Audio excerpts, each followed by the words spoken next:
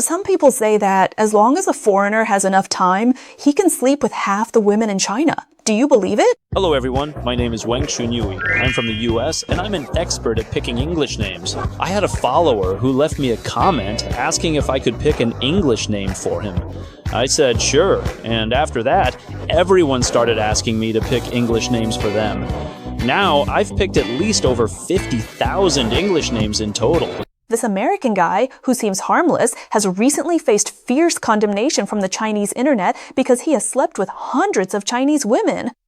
Dates, dining, hotels, taxis, he didn't spend a dime, making the women pay for everything. Not to mention he didn't use protection, which resulted in multiple women getting pregnant. When the women confronted him, he would tell them to get an abortion and then just block them. Yao Yao is a Shanghai girl in her early 20s. One day, she suddenly received a direct message on her TikTok from a handsome, blonde-haired, blue-eyed American guy. He introduced himself as an international student from the US, looking for someone to help him practice his Chinese. In exchange, he offered to teach her English and even help her pick out a suitable and nice-sounding English name. Yao Yao clicked on his profile and saw a tall, handsome guy. His feed was full of photos of him working out, playing basketball, practicing calligraphy, wearing hanfu, and visiting historical sites. His bio said he was a graduate student at Fudan University.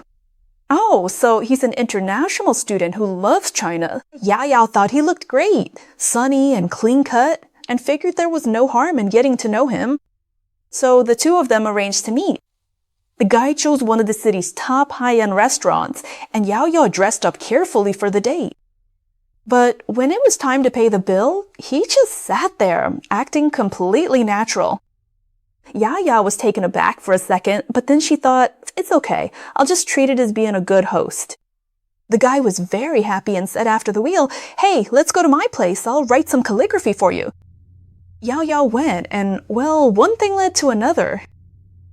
The next morning, Yao Yao thought she had landed a handsome American boyfriend and was happily imagining how she would show him off to her girlfriends.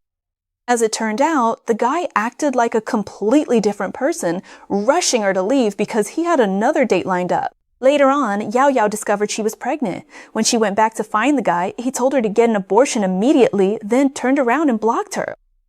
This is the same story that has been told repeatedly by countless girls recently. A story about Wang Shunyu. Wang Shunyu's real name is rumored to be Jackson, and he comes from Portland, USA. He arrived in China around 2025, and his first stop wasn't Shanghai, but Shenzhen.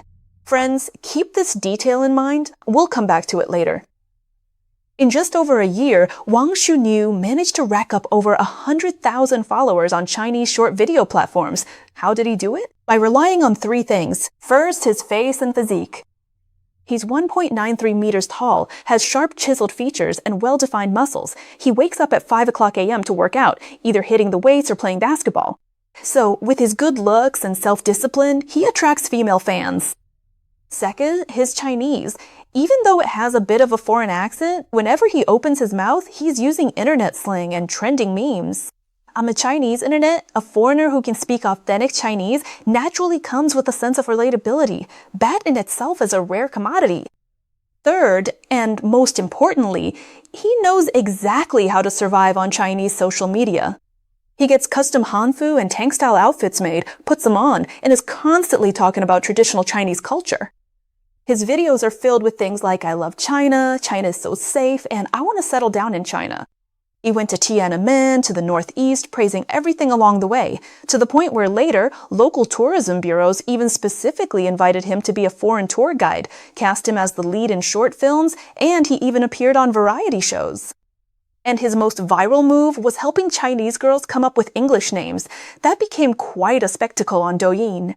In the comments section, a bunch of girls were lining up, shouting, Buffalo, when is it my turn? So how did this persona of a sunny, self-disciplined international student from a prestigious university who loves China end up collapsing this time? At first, it was just a few individual victims posting on Xiaohongshu and Weibo, but their solo efforts were too weak. Plus, with Wang Buffalo reporting them, a large number of posts were deleted, so the scattered accusations almost immediately faded away. The public opinion was truly ignited only after several victimized women established private contact and formed a victims alliance. They compiled the chat logs, transfer records, abortion medical reports, and that highly repetitive dating script of Wang Buffalo's into a dossier. It was only after this was exposed en masse by well-known bloggers and self-media outlets that it finally hit the trending topics. Soon, a full-scale online manhunt swarmed in, forcing Wang Buffalo to hurriedly wipe his account, disable the comment section, and go into hiding in a panic. And the details that were exposed were more shocking than the last. One woman posted her hospital diagnosis reports and chat logs online, revealing that over the course of more than a year, she had gotten pregnant twice by Wang Buffalo and had 2 abortions. The doctor diagnosed that the woman's endometrium had been severely damaged, and she might be infertile for life. During this time, not only did Wang Buffalo refuse to pay a single cent for the surgery or recovery expenses, but when the woman, physically exhausted after her second surgery, asked him for an explanation, he just brushed her off with "Don't bother me," and then blocked her.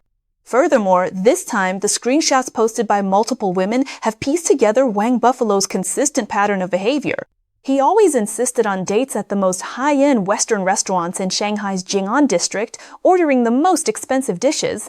But when it came time to pay the bill, he would display his, acting talent, sitting there, smiling and not moving a muscle, claiming either that his payment app was having issues or, oops, that he'd forgotten his wallet. He would leisurely wait for the woman to pay.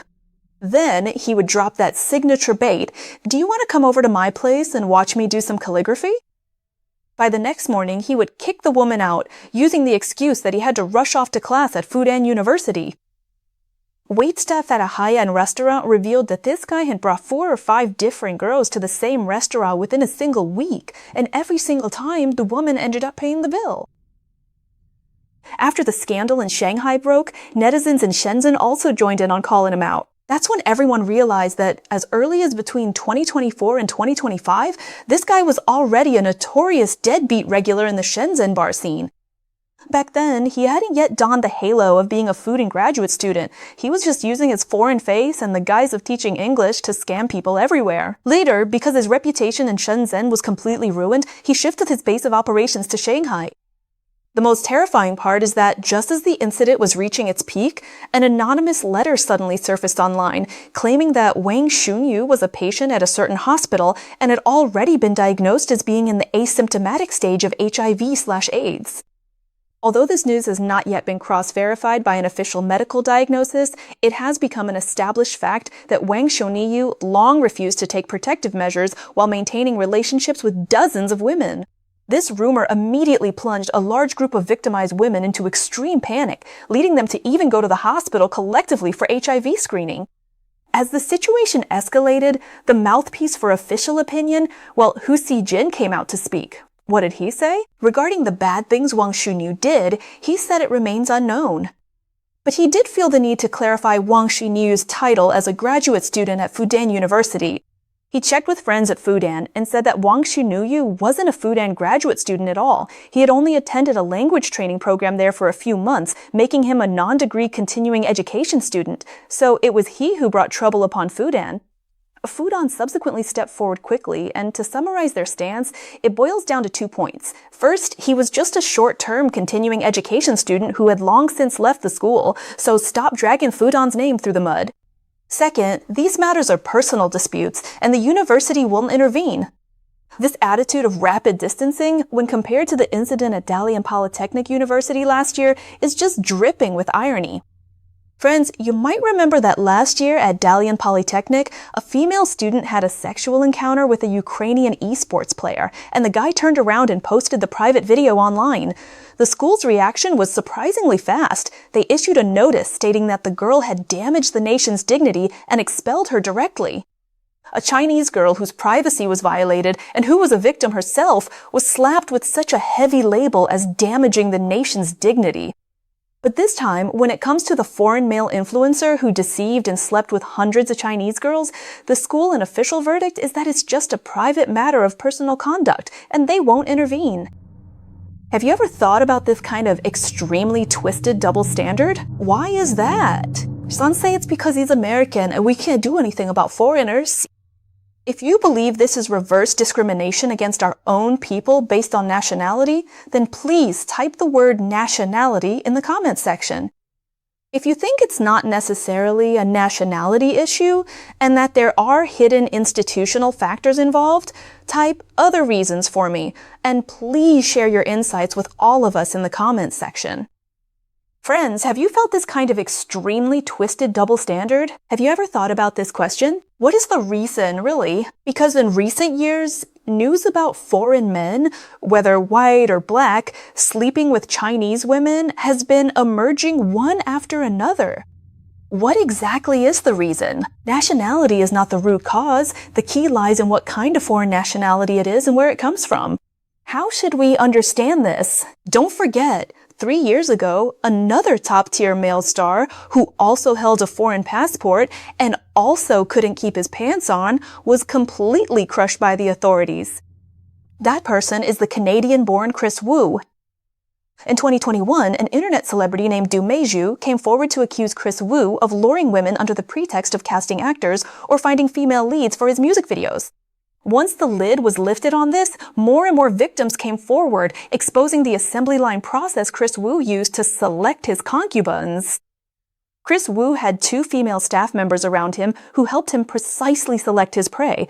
They used auditions or business collaborations as bait, requiring the girls to send photos first, meticulously checking their height and weight, and even explicitly filtering for those born between 2000 and 2002, girls who had just reached adulthood or were still minors, right around that age. And what did the girls who were lured in experience? Some were able to escape unscathed, like former SNH48 member Zhang Gansan.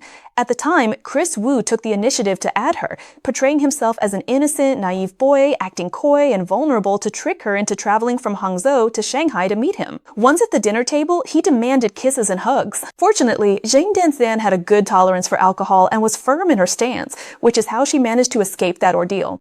But many more girls ended up as victims.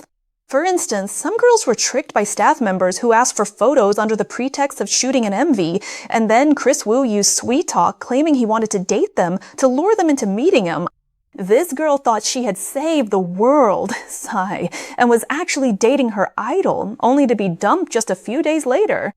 The most terrifying part is Du Meiju's experience. She was tricked by staff members into going to Chris Wu's home under the guise of discussing a collaboration at night. As soon as she entered, her phone was confiscated, and she was forced to drink by several people present. By the time she woke up, she was already in Chris Wu's bed. After waking up, her first instinct was to call the police, but Chris Wu's cousin was sitting in the living room to keep watch, while Chris Wu played the role of an Oscar-worthy actor, putting on a devoted act, promising, "I'll take responsibility for you. I'll take you to meet my mom." Du Meiju believed it, but 3 months later, he completely vanished into thin air. Friends, try to recall this case. How did the authorities handle it at the time? High profile, thorough, and hitting them with everything they've got. CCTV personally stepped in to publish scathing criticisms, and state media repeatedly emphasized that there are no top-tier celebrities above the law. The whole process was overwhelming, as if they were terrified that anyone in the world might not know about it. In 2022, a Beijing court sentenced Chris Wu in the first instance to 13 years in prison for the combined crimes of rape and group licentiousness, with an additional penalty of deportation. Chris Wu was also a foreign national, so why was he crushed and given a heavy 13-year sentence? But when it comes to Wang Shunyu, why did the authorities play the cold treatment card and quickly cut ties? One of the reasons is that there are objective legal determinations involved. The Chris Wu case involves serious criminal offenses, specifically sexual relations forced upon victims against their will or while they were in an unconscious state, and it involved multiple victims, some of whom were minors. As for Wang Shunyu, the details exposed so far have mainly focused on his behavior as a scumbag and moral corruption. However, this is not the only reason. If you think that's the only reason, then you're oversimplifying it. What truly determines their fate is the layer beneath the law. It's the political calculus. Think about it. What kind of soil did Wang Shunyu grow out of? He is a product of the policy that grants foreigners supranational treatment in China. To boost their international rankings and put on a grand spectacle of all nations paying tribute, many Chinese universities provide foreign students with full scholarships, single dorm rooms, and ridiculously lenient academic assessments. The most infamous example is the 2019 Buddy program at Shandong University, which assigned 3 opposite-sex study partners to a single foreign student. At the time, netizens flat out accused the university of pimping for foreign students. Meanwhile, domestic students are crammed into 6 or 8-person dorms, while the best resources are served up to foreigners, 1 person to a room. This foreigners first treatment has been going on for years, so naturally, in this kind of environment, the social status of a foreign face in China has been artificially inflated. This supranational treatment provides a natural hunting ground for people like Wang Xunyu, and most importantly, it causes a subtle, unconscious shift in the social psyche. What kind of shift? We'll talk about that later. So why does the CCP grant foreigners supranational treatment? Because its apparatus has a rigid imperative. It needs foreigners to tell China's story well. It must constantly prove to the domestic public, look, even foreigners envy us and want to stay in China. Our system is superior and we are living in a golden age. Consequently, this creates an easy path for political arbitrage and gaining clout. As long as a foreigner learns to say things like, I love China, China is so safe, or Chinese culture is so profound and vast, it deeply attracts me, the floodgates of traffic and even official endorsements will tilt in their favor. The most classic example is that Russian influencer from back in the day, Wulaf, who became incredibly popular by constantly overreacting and praising China. But that is precisely where the problem lies. These Wang Shui types can get resources tilted in their favor by catering to official needs, gaining influence, and even becoming internet celebrities. So it was the system's favoritism that fed and grew his influence. And it was precisely in this atmosphere of treating foreigners as first-class citizens that he let the darker side of human nature take over, deceiving women, behaving with moral misconduct. And this darker side is inherent in human nature. The key is whether society acts as a censor that provides oversight or an amplifier that magnifies it. Official dividends are the pass that allows these Wang Shui types to prey on women. Comparing this to Chris Wu, although he is a Canadian citizen, to this system, his value for external propaganda is 0. He was a product created by domestic capital and traffic. He never had the responsibility of standing on stage for the CCP or telling China's story well. So when he provoked public outrage and the evidence was irrefutable, the authorities faced 0 political cost in abandoning him. On the contrary, it was a guaranteed win. They could just use him as a target, shout that there are no top-tier celebrities before the law, and reap a huge wave of public approval. Wang Xunyu is different. He is a product of the policy of introducing foreign talent to let foreigners tell China's story well, a fruit cultivated by that very policy. If you were to really dig into him and handle him in a high-profile way, it would be no different than slapping your own face in public. Tearing off the fig leaf of the supranational treatment that Chinese universities provide to foreign students would be a slap in the face to the official long-term effort to cultivate foreign voices to praise China's external propaganda. So what you see are 2 completely different handling mechanisms. For Chris Wu, it was the high-profile iron fist of the law. For Wang Xunyu, it was low-profile, disguised suppression for the sake of stability maintenance. Early on, victims seeking justice were met with post-deletions and account bans. It wasn't until the girls joined forces on social media and became impossible to suppress that an establishment authority figure, Hu Sijin, stepped in to offer a technical clarification, emphasizing that he had already graduated and left the school and was not one of us, fearing that it would trigger a nationwide backlash and a demand for accountability regarding the policy. This kind of environment triggers a deep-seated social pathology. On one hand, the system loudly proclaims cultural confidence, while on the other, it genuinely elevates foreigners to a higher status within its institutions. This distorted soil causes young people who grow up in such an environment to be fed a kind of mindless, halo-like worship of foreign faces. When the incident broke out, the online vitriol blaming the female victims for throwing themselves at them and saying they deserved it completely missed the real scriptwriter behind it all.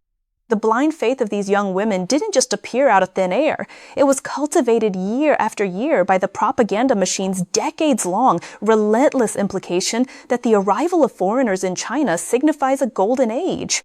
And isn't the money that people like Wang Xunyu are making exactly the profit from the inferiority complex caused by this very environment? Chris Wu's downfall proves that a celebrity's traffic-driven halo is no match for the iron fist of the party when it decides to strike, while the ease with which people like Wang Xunyu operate reveals the get-out-of-jail-free card constructed by foreign status combined with the dividends of external propaganda under the current system. When the system views foreign faces as decorations for a golden age, foreign status becomes a natural risk isolation zone. Victimized women in the Chris Wu case waited for and eventually received delayed judicial justice, but when facing the foreign buffaloes nurtured by the system, they can only swallow the bitter pill of reverse discrimination in an environment where there is no path for seeking justice. This is the most absurd and heaviest price paid under the halo of a golden age. Alright, that's all for today. Friends, what are your thoughts on this Wang Xunyu case? What are your thoughts on this strange phenomenon, which has become all too common in recent years, of foreign students sleeping their way through Chinese women in China? Let's continue the discussion in the comment section.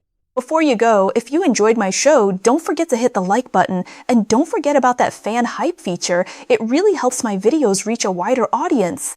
New friends are also welcome to subscribe to True Viewpoint so that you can frequently see my newly released videos on your YouTube homepage in the future. Also, please forward and share my videos with more of your friends. Every interaction you have helps my hard work gain more support and visibility. So, Renfei would like to thank you all in advance. I wish you all a happy weekend, and we'll see you again at the same time tomorrow on True Viewpoint. Bye!